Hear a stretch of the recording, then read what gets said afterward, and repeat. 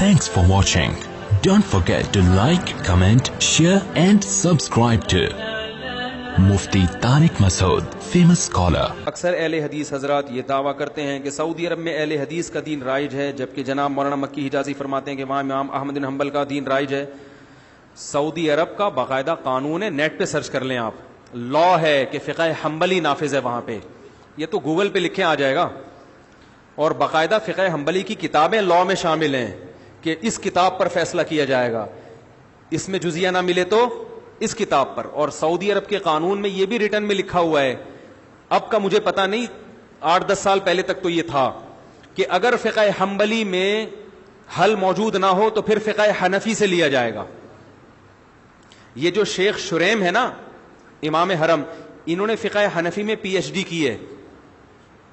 خود تو یہ حنبلی ہیں لیکن فقہ حنفی میں انہوں نے پی ایچ ڈی کی ہے. تو سعودی عرب میں اگر آپ فقہ حنبلی نہیں پڑھتے تو آپ کسی اونچی پوسٹ پہ جا ہی نہیں سکتے.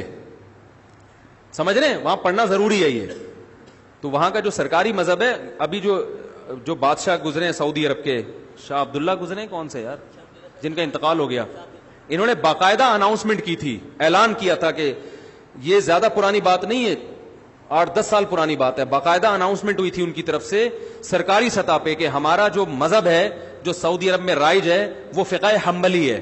یہ اناؤنسمنٹ باقاعدہ ہوئی تھی. تو میں نے خود سعودی عرب میں حرم میں وہاں کے علماء کے فقہی مجالس اٹینڈ کی ہیں.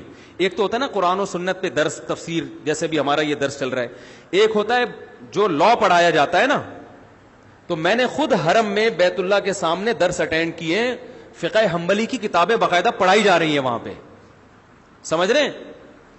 تو ہاں بعض چیزوں میں فقہ حنبلی سے خروج کرتے ہیں، تو وہ تو ہم بھی بعض چیزوں میں فقہ حنفی کو چھوڑ دیتے ہیں. وہ تو اصول اور آداب ہر مسلک میں ہوتے ہیں کہ کن چیزوں میں آپ جو ہے وہ آپ مسلک سے خروج اختیار کر سکتے ہیں. باقی فقہ حنبلی رائج ہے اور وہ خلاف فقہ حنفی کے بھی نہیں ہے. یہ جو امام شیبی ہیں جو جن کے ہاتھ میں بیت اللہ کی چابیاں ہیں، ان کے قبیلے کے بارے میں رسول اللہ صلی اللہ علیہ وسلم نے ارشاد فرمایا تھا کہ کوئی ظالم ہوگا جو تم سے بیت اللہ کی چابیاں لے گا. تو نبی صلی اللہ علیہ وسلم کے دور سے اب تک انہی کے خاندان میں بیت اللہ کی چابیاں ہیں، نبی کے دور سے.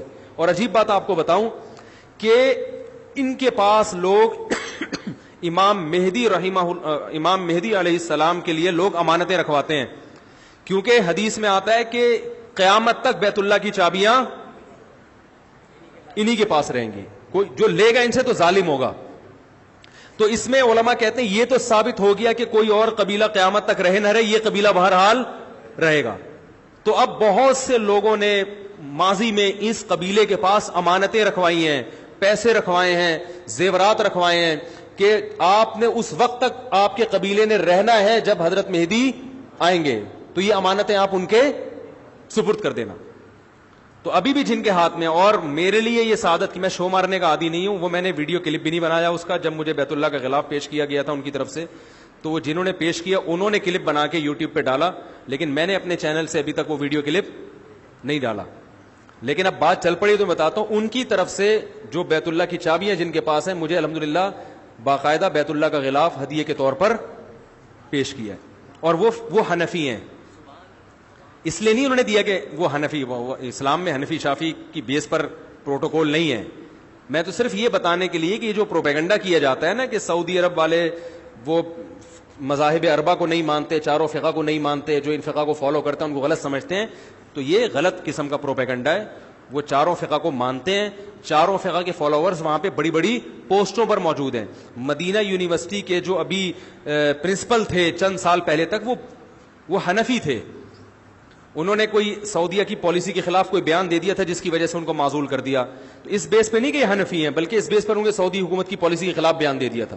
تو وہاں یہ فرق نہیں ہے کہ آپ حنفی ہو یا شافی ہو یا حنفی ہو یا مالکی ہو یا حنبلی. اس سے ان کے ہاں یہ مسائل کہاں ہیں؟ ہمارے ہاں ہیں کہ جو فقہ حنفی کو فالو کر رہا ہے وہ اندھا مقلد ہے، وہ جنت میں نہیں جائے گا، ہم صرف قرآن و حدیث کو مانتے ہیں. یہ وہاں اہل حدیث بھی ہیں اور اچھی پوسٹوں پر ہیں. تو یہ فرقواریت یہ عذاب یہاں پر ہے. تو اہل حدیث بھی وہاں بڑی اچھی اچھی پوسٹوں پر ہیں, لیکن سعودی عرب کا جو سرکاری مذہب ہے وہ بہرحال فقہ حنبلی ہے, اور علماء حرم وہ بھی حنبلی فقہ کو فالو کرتے ہیں. میں نے تو ان کی تحریریں پڑھی ہیں ائمہ حرم کی, کہ انہوں نے باقاعدہ ریٹن میں لکھا ہے کہ ہم فقہ حنبلی کو فالو کرتے ہیں. اور سعودی عرب میں جو انقلاب آیا محمد ابن عبد الوہاب, جن کی وجہ سے دنیا ان کو وہابی کہتی ہے نا, محمدی تو کہہ نہیں سکتی تھی تو ابا کے کھاتے میں ڈال کے وہابی کہنا شروع کر دیا. محمد ابن عبد الوہاب جو ہے, جن کو سارے عرب فالو کرتے ہیں, ان کے جو بیٹے ہیں نا, انہوں نے اپنے والد کے عقائد بیان کیے ہیں. اس میں صاف طور پر لکھا ہے کہ ہم فقہ حنبلی کو فالو کرتے ہیں اور ہم نے پانچواں کوئی مسلک نہیں نکالا. اور محمد ابن عبد الوہاب, میرے پاس یہ سارے تحریریں ثبوت کے ساتھ موجود ہیں, چونکہ یہ سوال تو اچانک آ گیا نا, تو ان کے حوالوں کے ساتھ موجود ہیں. ان سے کسی نے سوال پوچھا محمد ابن عبد الوہاب سے حرم میں کہ کیا آپ نے کوئی پانچواں مسلک نکالا ہے؟ انہوں نے جواب دیا کہ ہم نے کوئی پانچواں مسلک نہیں نکالا. اہل سنت والجماعت کے جو 4 مکاتب فکر ہیں, حنفی, مالکی, شافعی, حنبلی, ہم انہی کو فالو کرتے ہیں. آئی بات سمجھ میں؟ اور اس میں ہم فقہ حنبلی کو فالو کرتے ہیں, اور ہم ان تینوں کو, چاروں کو برحق سمجھتے ہیں. یہاں تک کہ ان کے جو بیٹے ہیں نا محمد بن عبد الوہاب کے, ان کے فتاوی میں یہ بات لکھی ہے, انہوں نے کہا کہ ہم ابن تیمیہ رحمہ اللہ تعالیٰ کو مقتدا اور رہبر سمجھتے ہیں, مگر ابن تیمیہ نے چاروں مذاہب کے خلاف اگر کوئی فتویٰ دیا ہے تو ہم اس میں ابن تیمیہ کو فالو نہیں کرتے. اس میں انہوں نے یہ بات بھی لکھی ہے کہ 3 طلاق کا مسئلہ چونکہ چاروں فقہا کے خلاف ہے ابن تیمیہ کا, اس مسئلے میں ہم نے ابن تیمیہ کی رائے کو مسترد کر دیا ہے. نہیں آ رہی بات سمجھ میں؟ تو یہ محمد ابن عبد الوہاب کا بھی بیان میں نے بیان کیا آپ کو, جو میرے پاس حوالوں کے ساتھ موجود ہے. نہیں تو آپ نیٹ پہ سرچ کریں, آ جائے گا. آج کل تو گوگل پہ لکھو, بہت سی چیزیں نکل آتی ہیں.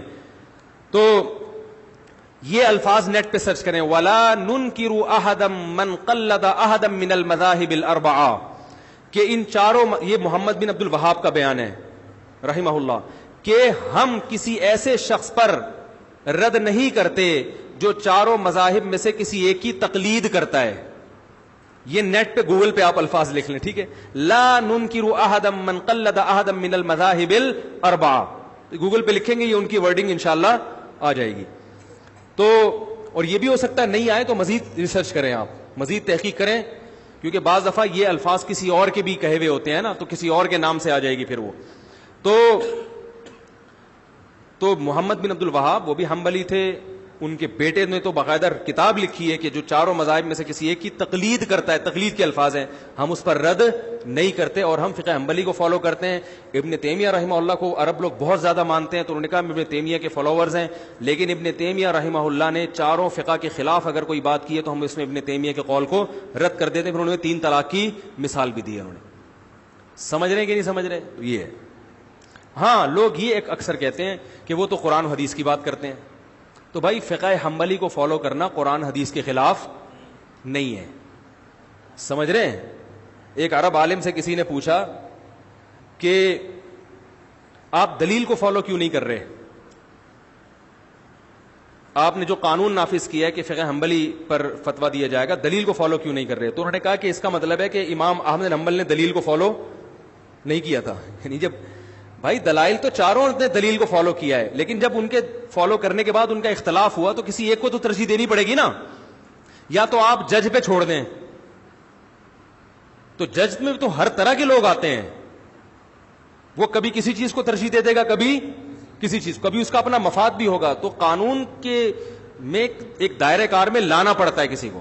ہاں, بہت سے سعودی عرب کی عدالت کے فیصلے ہیں جس میں, بہت سے تو نہیں کہوں گا, بعض فیصلوں میں انہوں نے فقہ حنبلی سے خروج کیا ہے, وہ زمانے کے لحاظ سے, ضرورت کے لحاظ سے, تو وہ ہم بھی کرتے ہیں.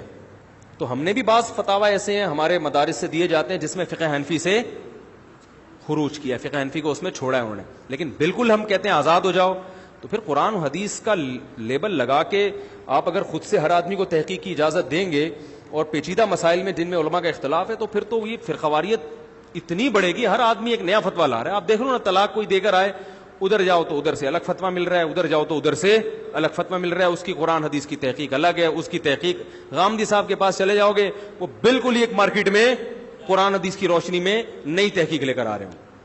آپ کہہ سکتے ہیں کہ ان کی تحقیق غلط ہوتی ہے, لیکن عامی آدمی کو غلط لگتی نہیں ہے. وہ بات ہے عامی آدمی کی, وہ کیا کرے گا, تو اس کو پابند بنانا پڑتا ہے کسی ایک فقہ کا. باقی اہل حدیث حضرات بھی بہت کثرت سے ہیں وہاں پہ. اس کی چند وجوہات ہیں. اس کی وجہ یہ ہے کہ ہمارے حضرت مفتی رشید احمد صاحب رحمہ اللہ تعالی یہ بات فرمایا کرتے تھے, جو اب پتہ نہیں نیٹ پہ کوئی الگ سے ہی مصیبت نہ کھڑی ہو جائے, لیکن اللہ کرے نہ کھڑی ہو بھائی, بات تو غلط نہیں ہے اور اس میں کسی کی میں برائی نہیں کر رہا.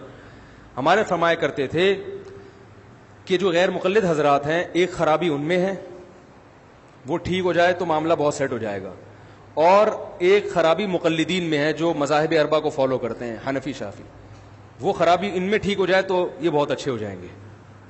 فرمایا کہ حنفیوں میں جو ہمارے یہاں فقہ رائج ہے, بدعتیوں کی کثرت ہے اور بدعات کی کثرت ہے, اور غیر مقلدین میں کم علمی کی کثرت ہے. ریسرچ آدھی ہوتی ہے لیکن اس کو کل سمجھ رہے ہوتے ہیں. تو یہ دو خرابیاں ختم ہو جائیں, ادھر علم کا لیول تو کیا ہو جائے, بڑھ جائے. کیونکہ جب علم آئے گا نا تو پھر عالم کو پتا ہوتا ہے کہ بھائی اس مسئلے میں یقینی طور پر رائے قائم نہیں کر سکتا. اس میں وہ دوسرے کی رائے کا احترام کرنا سیکھ جائے گا کہ بھائی اس میں یہ قول بھی ہے. بات آ رہی ہے سمجھ میں؟ جیسے فقہائے کرام ایک دوسرے کا احترام کرتے تھے اختلاف کے باوجود کہ بھائی اس میں ان کی بھی دلیل ہے, بالکل اس کو کلعدم نہیں قرار دے سکتے ہم. ہمارے ہاں اہل حدیث حضرات, سب نہیں ہوں گے ایسے, بہت سے اہل حدیث حضرات کیا کرتے ہیں, ان کو جو حدیث مل گئی نا اور ان کی جو سمجھ میں آ رہا ہے اس کا مطلب, وہ سب پہ مسلط کرنا چاہتے ہیں کہ بس یہی ہے, اس کے علاوہ کچھ نہیں ہے, اور پھر دوسرے پر الزام کہ تم غلط کہہ رہے ہو, تم حدیث کے منکر ہو. جب آپ کا علم زیادہ ہوگا نا تو آپ کا ظرف بڑا ہو جائے گا. آپ کہو گے نہیں بھائی اس کے قول کی بھی ایک جہت اور اس کے قول کی بھی ایک دلیل ہے جس کی وجہ سے یہ مسئلہ کیا بن گیا, اختلافی, تو آپ کا ظرف بڑا ہو جائے گا. تو غیر مقلدین جن کو کہا جاتا ہے, جو اہل حدیث حضرات ہیں, ان کا مسئلہ یہ ہے کہ ان میں سے اکثر لوگ علم سے فارغ ہوتے ہیں, چند حدیثیں وہ بھی اردو میں پڑھ کر فتویٰ لگانا شروع کر دیتے ہیں. ان کو اس کی اصلاح کی ضرورت ہے. اور حنفیوں میں بڑی مصیبت یہ ہے کہ ہر بدعت امام ابو حنیفہ کے کھاتے میں, بولو بھائی, ڈالیں گے. بدعت بہت ملیں گی آپ کو, اور یہ دیوبندیوں میں بھی ملیں گی. جب ان سے بولو بھائی اس کی دلیل کیا ہے, تو سب تو ایسے نہیں ہوتے, سب تو ظاہر ہے ہر جگہ اچھے, میں تو چھوٹا منہ بڑی بات ہو جائے گی نا, میں بڑے عالم سے سنی ہے میں نے یہ بات. تو وہ جب دلیل سے بات کرو, بعض لوگوں کی عادت ہم نے یہ دیکھی ہے, تو وہ حضرت دامت جی نے یہ فرمایا, دامت برکاتہ نے یہ فرمایا, حضرت والا نے یہ فرمایا, تو حضرت جی نے فرمایا.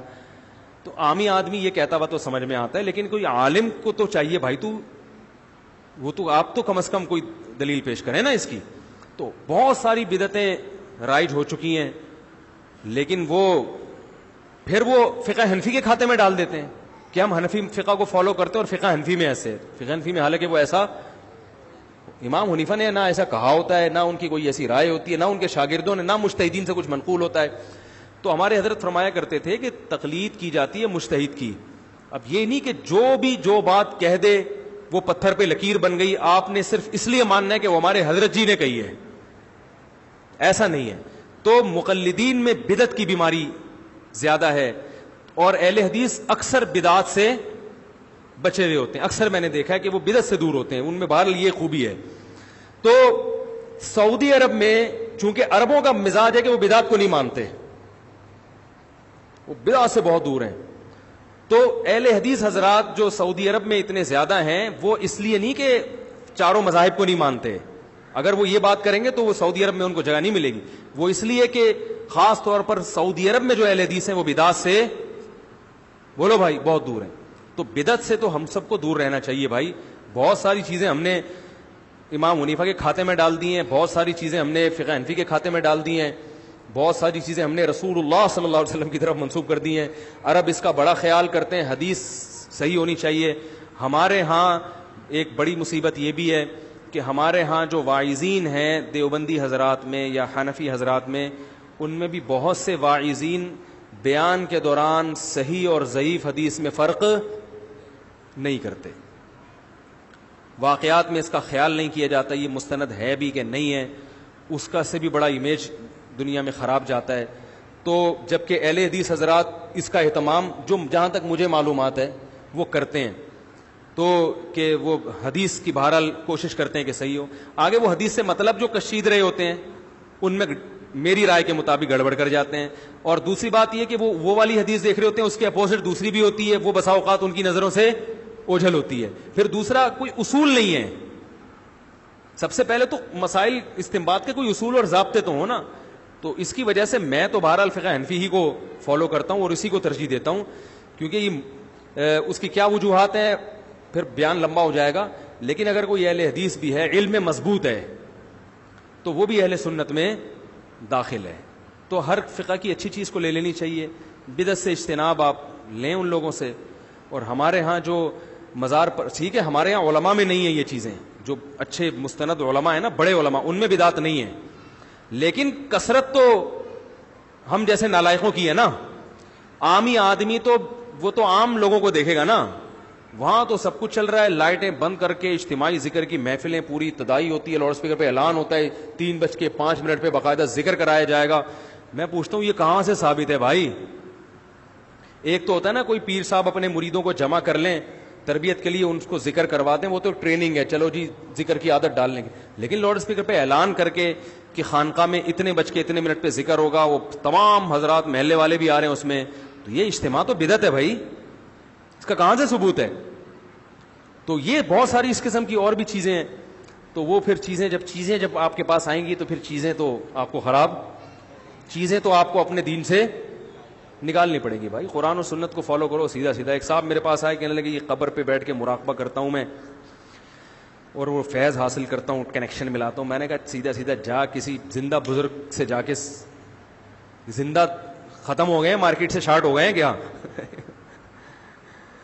کیوں بیٹھا ہوا ہے قبر پہ بھائی؟ تو مراقبہ کر رہا ہے جا کے, پتہ نہیں وہ قبر سے کنیکشن بحال کر رہے ہیں, وہاں سے کہہ رہے ہیں میں وہاں سے روحانی کچھ چیزیں حاصل کر رہا ہوں.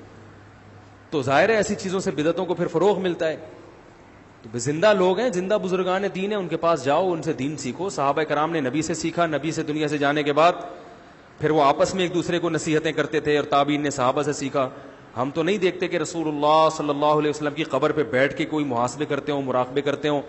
وہ صوفیہ جو کرتے تھے چھوڑ دیں ان کو, کسی کو برا کہنے کی ضرورت نہیں ہے, ان کو چھوڑ دیں اپنے حال پہ. ہم تو, وہ ایک صاحب مجھے کہنے لگے علماء دیوبند قبر پرست تھے. میں نے کہا اگر قبر پرست ہوتے تو بھائی میں بھی قبر پرست ہوتا, میں تو انہیں کے شاگرد ہوں. انہوں نے کہا وہ فلاں دامت برکاتم گئے. میں نے کہا چھوڑ دے فلاں دامت برکاتم کو.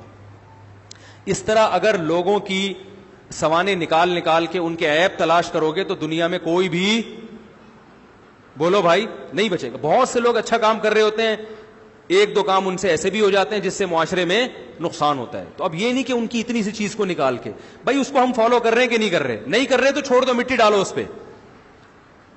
ہمارے جتنے اکابر ہیں بزرگان دین, ان کی قبریں ایک بالش سے زیادہ اونچی نہیں ہیں, سب کی قبریں کچی ہیں. تو ہم قبر پرست کیسے ہو گئے بھائی؟ کہہ رہے نہیں قبر پہ جا کے محاسبے کرتے ہیں, مراقبے کرتے ہیں. میں نے کہا ہمیں دیکھا کبھی جاتے ہوئے قبر پہ؟ ہم تو مسجد میں آتے ہیں, نماز پڑھتے ہیں. قبر پہ میت کی مغفرت کے لیے دعا کر لیں جا کے تو ایک الگ بات ہے, ویسے تو نہیں. امام بخاری کی قبر پہ میں گیا, میں نے تو وہاں ہاتھ اٹھا کے بھی دعا نہیں کی. حالانکہ قبر پہ ہاتھ اٹھا کے دعا کرنے کی بھی گنجائش ہے کہ اگر شرک کا پہلو نہ نکل, لیکن اس لیے کہ کوئی اس کو ذریعہ نہ بنا لیں. اور وہاں پہ میں بیٹھا بھی نہیں, بس قبر پہ دیکھا, وہ تو جائز ہے, اس میں تو کوئی حرج نہیں ہے. ان کے لیے بھی دعا کی, اپنے لیے بھی کہ اللہ ان کو اور ترقی دے, اور نکل لیا وہاں سے پتلی گلی سے. Thanks for watching. Don't forget to like, comment, share and subscribe to Mufti Tariq Masood Speeches channel.